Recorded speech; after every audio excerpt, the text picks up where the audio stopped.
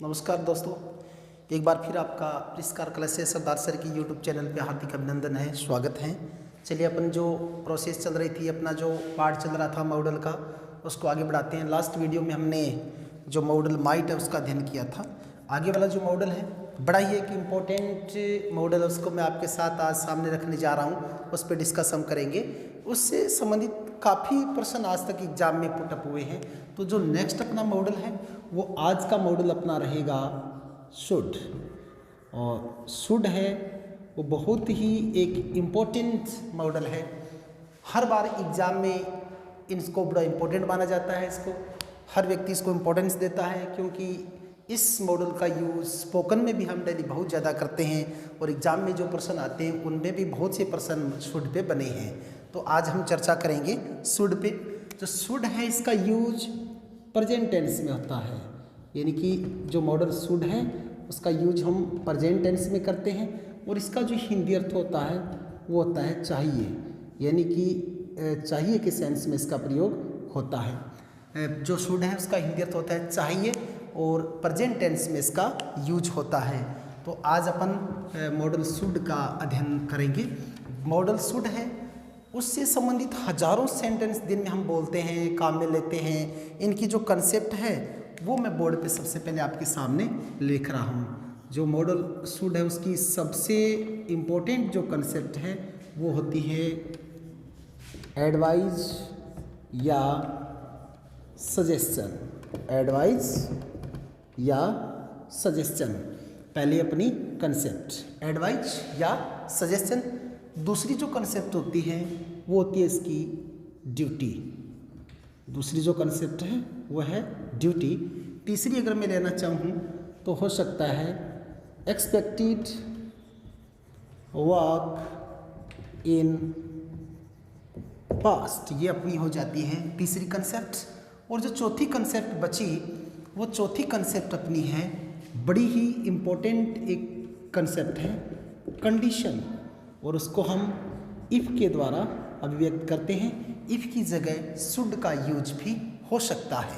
तो ये जो कंसेप्ट मैंने लिखी उनमें एक कंसेप्ट को मैं सबसे पहले ही रेड सर्कल में लेना चाहूँगा।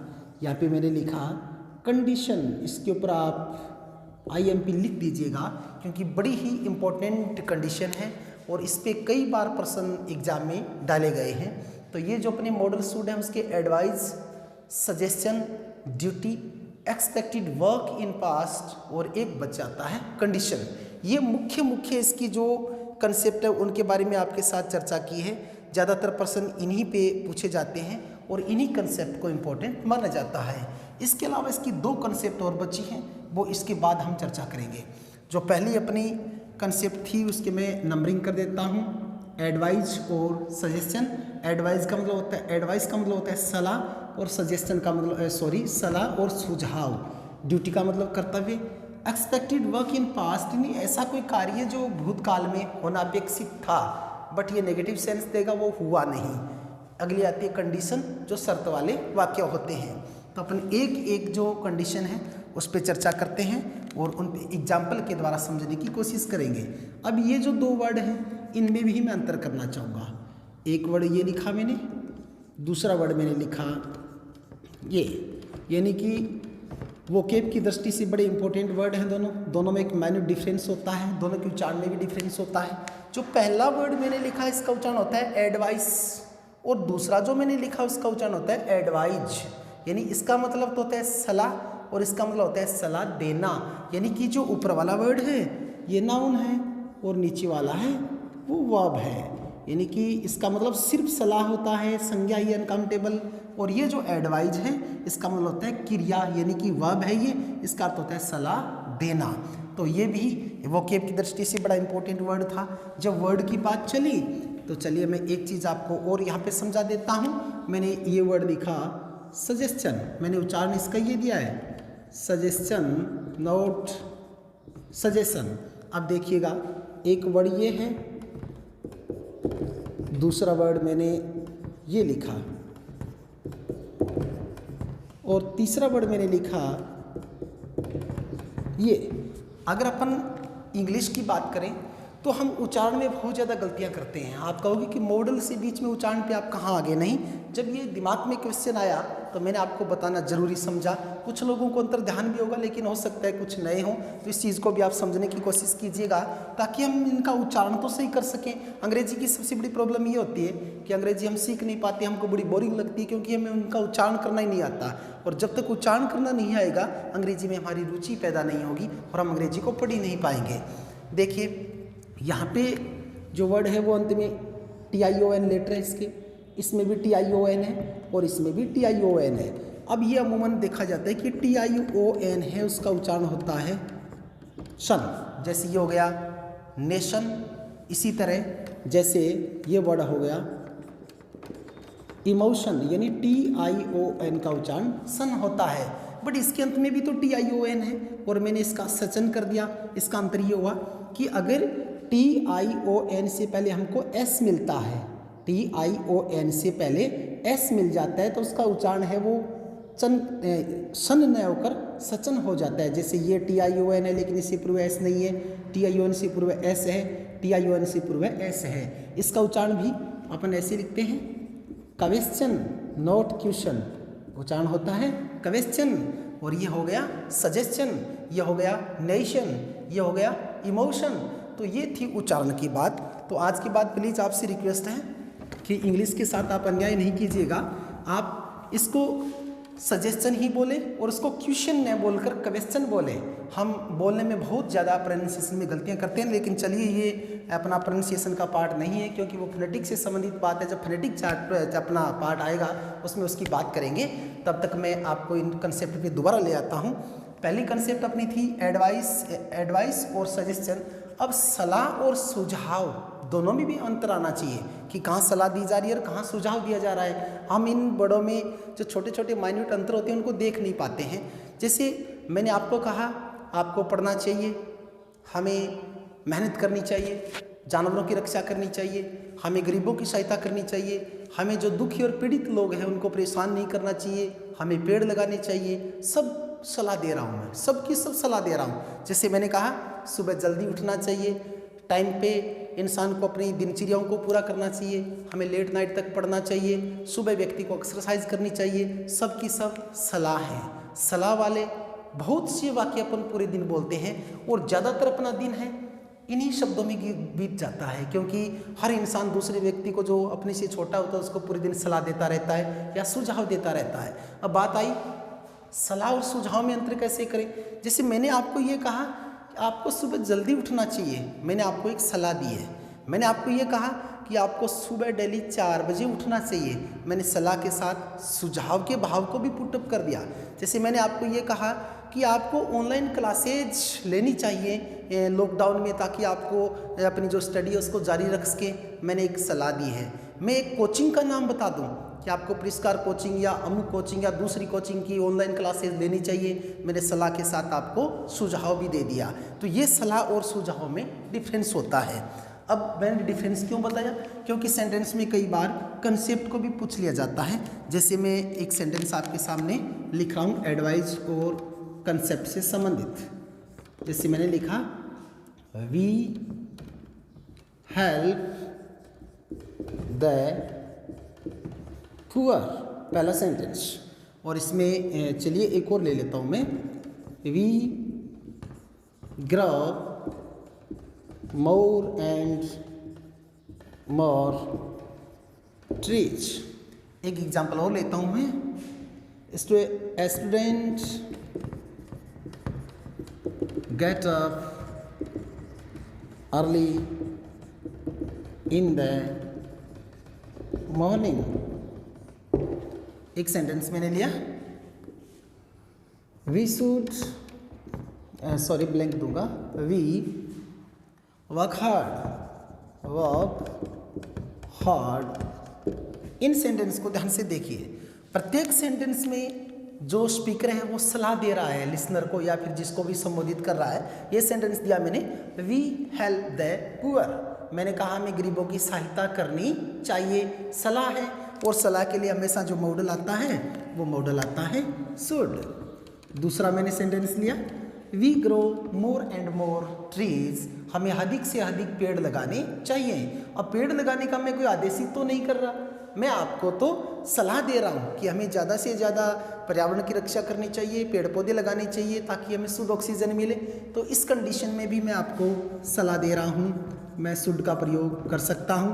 A student get up early in the morning, एक विद्यार्थी को सुबह जल्दी उठना चाहिए, ये भी सलाह है और सलाह में भी मॉडल आता है शुड।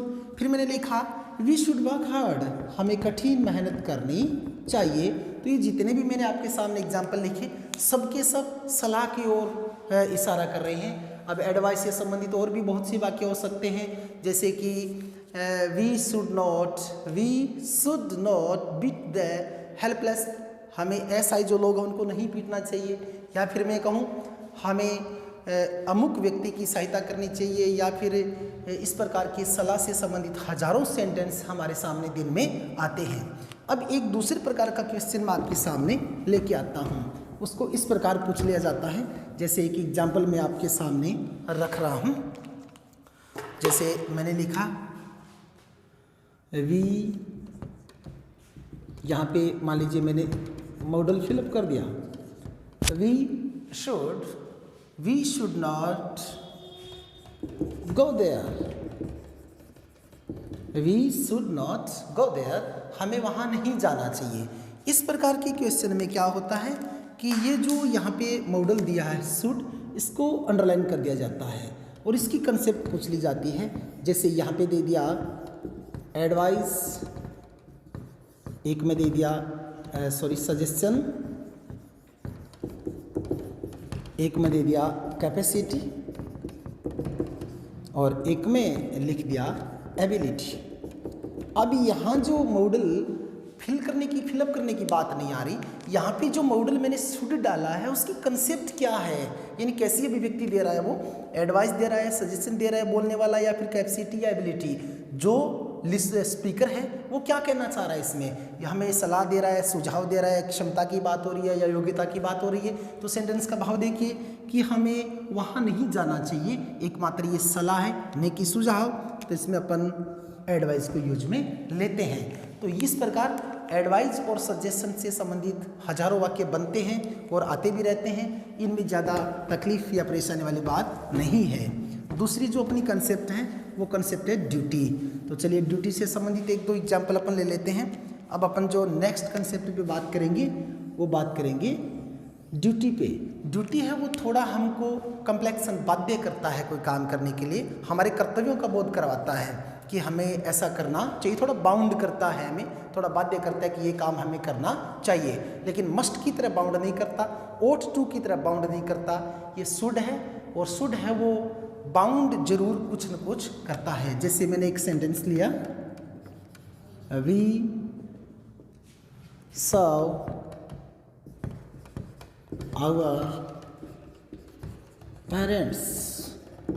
दूसरा लिया, वी सर्व आवर एल्डर्स। मैंने पहला सेंटेंस दिया वी सर्व आवर पेरेंट्स, हमें हमारे माता पिता की सेवा करनी चाहिए। दूसरा मैंने लिया वी सर्व आवर एल्डर्स, हमें हमारे बड़ों का सम्मान करना चाहिए या सेवा करनी चाहिए। या फिर वी रेस्पेक्ट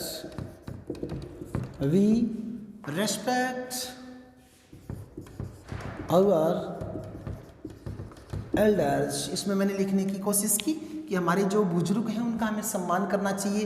तो यहाँ पे एडवाइस या सजेशन न होकर ड्यूटी का भाव है, हमारा ये कर्तव्य बनता है कि हम अपने माता पिता की सेवा करें, अपने बड़े जो लोग हैं उनकी सेवा करें, जो हमसे बड़े हैं उनका सम्मान करें, या फिर जो असहाय लोग हैं उनके प्रति हम दया दर्शाएं, ये हमारी ड्यूटी है। और इस सेंस में भी यहाँ पे जो मॉडल आता है वो मॉडल आता है शुड। तो यहाँ पे ये एडवाइस या सजेशन का भाव नहीं देकर तीनों सेंटेंस में ड्यूटी के भाव का बोध करवा रहा है कि हमें अमुक कार्य ऐसे करना चाहिए, और हमें बाउंड भी कर रहा है कि हमारे समाज के बड़े लोग हैं या बुजुर्ग हैं, माता पिता हैं, उनकी हमें सेवा करनी चाहिए, उनका कहा मानना चाहिए, उनका मान सम्मान करना चाहिए। तो इस प्रकार अपना जो दूसरी कंसेप्ट है वो ड्यूटी इस प्रकार क्लियर हो जाती है कि शुड के द्वारा अपन एडवाइस, सजेशन और ड्यूटी के भाव का भी बोध होता है। अब जो तीसरी कंसेप्ट है वो मैंने ली थी एक्सपेक्टेड वर्क इन पास्ट, यानी भूतकाल के ऐसे कार्य जो पूर्ण होने की आशंका थी बट वो पूर्ण हुए नहीं। ये अपनी एक अलग से कंसेप्ट है और इस कंसेप्ट में इस स्ट्रक्चर का यूज करना है हमें should plus have plus verb की थर्ड फॉर्म। अगर हम पास्ट की कोई भी जो एक्सपेक्टेड वर्क है उसकी बात शुड के द्वारा करेंगे तो हमें इस स्ट्रक्चर को फॉलो करना ही होगा। जैसे मैं एक सेंटेंस आपके सामने रख रहा हूँ, एक example, we help the poor. अब यहाँ पे मान लीजिए मैंने मॉडल फिलअप किया शुड हैव। इस सेंटेंस को ध्यान से देखिएगा, we should have help the helped. अगर ये हैव आ जाता है तो यहाँ पे अपन थर्ड फॉर्म यूज में लेते हैं, we should have helped the poor, कि हमें गरीब व्यक्तियों की या गरीब व्यक्तियों की सेवा करनी चाहिए थी। इट मीन्स हमने ऐसा किया नहीं, इसलिए मैंने बोला एक्सपेक्टेड वर्क इन पास्ट, यानी हमसे ये आशा थी कि जो गरीब लोग हैं उनकी हम सहायता करेंगे बट हम ऐसा कर नहीं पाए। इसलिए ये जो कंसेप्ट है उसका नाम हो जाता है एक्सपेक्टेड वर्क इन पास्ट। इसमें जो नोट है वो अंडरस्टूड है, यानी नेगेटिव सेंस देता है ये सेंटेंस, लेकिन नोट का यूज नहीं किया जाता क्योंकि नोट है वो अंडरस्टूड है, हिडन है, समझना पड़ता है। जैसे एक एग्जाम्पल अपन और लेते हैं, we should have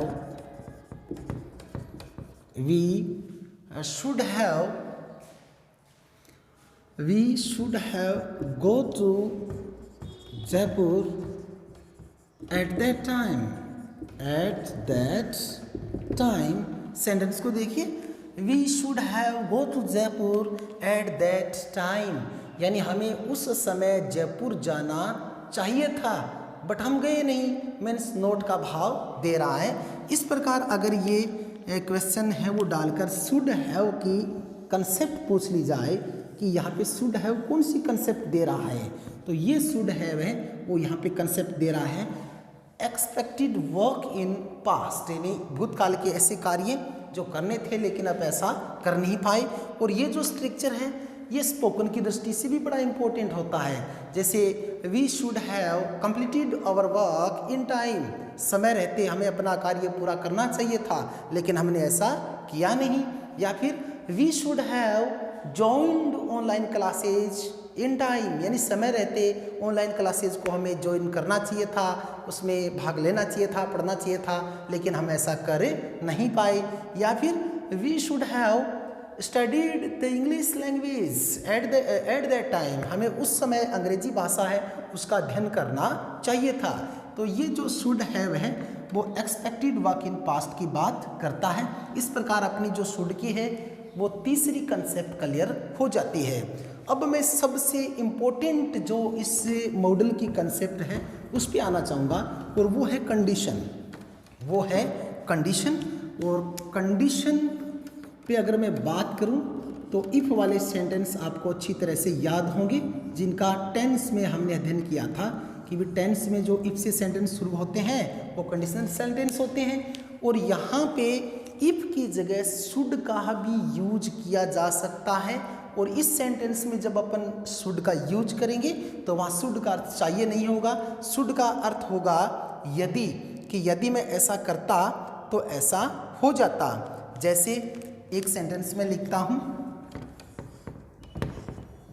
if you come I will help you. इस सेंटेंस को हम कंडीशनल सेंटेंस बोलते हैं क्योंकि इफ के द्वारा मैंने इसकी शुरुआत कर रखी है। इफ यू कम, यदि तुम आओगे तो मैं तुम्हारी सहायता करूंगा। अब मैं यहाँ ये कह रहा हूं कि इफ की जगह अपन शुड का भी यूज कर सकते हैं और यहाँ पे शुड का सेंस चाहिए नहीं निकलेगा और शुड का सेंस होगा यदि। जैसे should you come I will help you, और इसका सेंस हुआ कि यदि तुम आओगे तो मैं तुम्हारी सहायता करूँगा। तो यहाँ पे जो शुड मॉडल है वो कंडीशन के रूप में यूज हुआ है और यहाँ पे इसका अर्थ है यदि। इस एग्जाम्पल को ध्यान से देखिएगा, क्योंकि इस प्रकार के जो कंडीशन वाले सेंटेंस हैं उनमें शुड मॉडल का यूज करने के लिए कई बार इसको पेपर में पूछ लिया गया है। जैसे एक सेंटेंस और मैं रख देता हूँ, जैसे शुड या फिर ब्लैंक छोड़ देता हूँ, इट रेन वी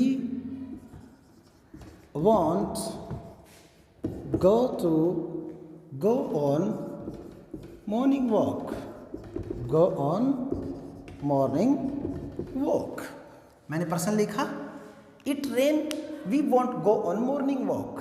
सेंस कह रहा है, यहाँ पे ऑप्शन मिला हमको कैन, यहाँ पे हमें मिला शुड, यहाँ पे हमको मिल गया शैल, या फिर हमको मिल गया माइट। इस प्रकार 4 मॉडल हो जाते हैं।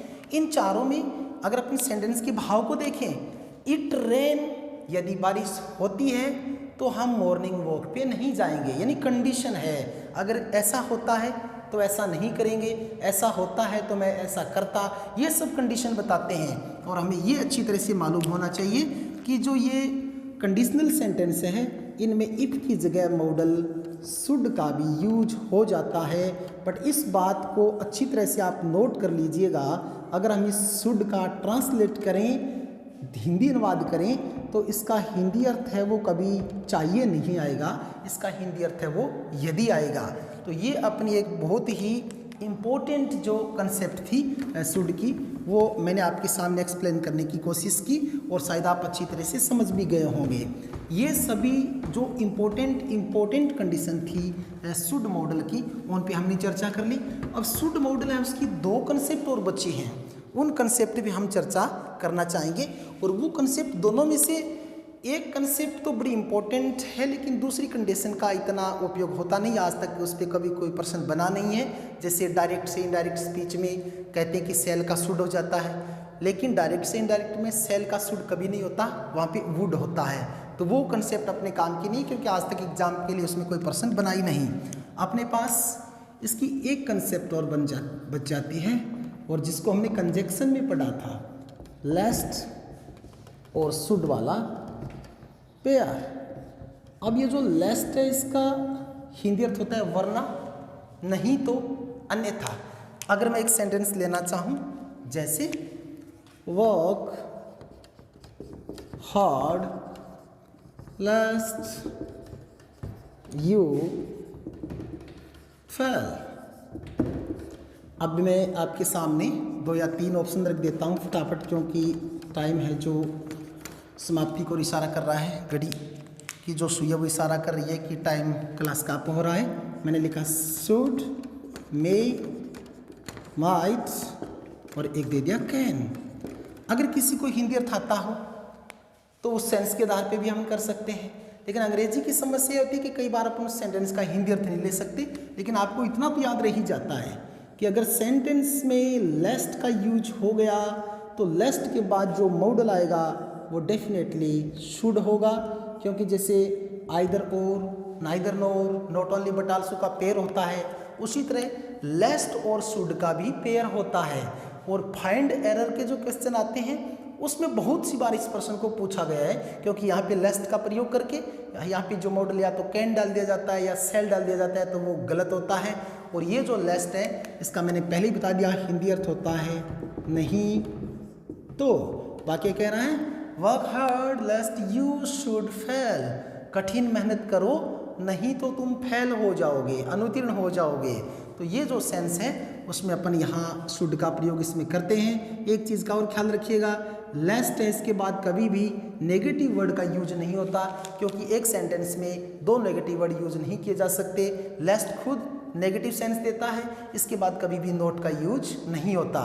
तो यहाँ पे work hard लेस्ट you should fail, तो ये जो सेंटेंस है वो क्लियर कर रहा है। लेस्ट आती हमारे दिमाग में बात आनी चाहिए कि लेस्ट के बाद जो मॉडल आएगा वो शुड आएगा। तो ये दोस्तों अपना मॉडल शुड था। मॉडल स्टूड की जितने भी इंपॉर्टेंट कंसेप्ट थी उन पे हमने चर्चाएं की। आज बस इतना ही। अगर वीडियो पसंद आए लाइक ज़रूर कीजिएगा, चैनल को सब्सक्राइब जरूर कीजिएगा ताकि नेक्स्ट वीडियो जो आपको मिल सके। अगर आपने पीछे की वीडियोज़ का अध्ययन नहीं किया है तो काफ़ी जीके पे इंग्लिश पे वीडियो चल रहे हैं, उनका भी आप चैनल पे वीडियोज़ को देख सकते हैं क्योंकि वीडियोज़ अपलोड हैं इन्हीं शब्दों के साथ। जय हिंद, जय भारत, जय माँ भारती।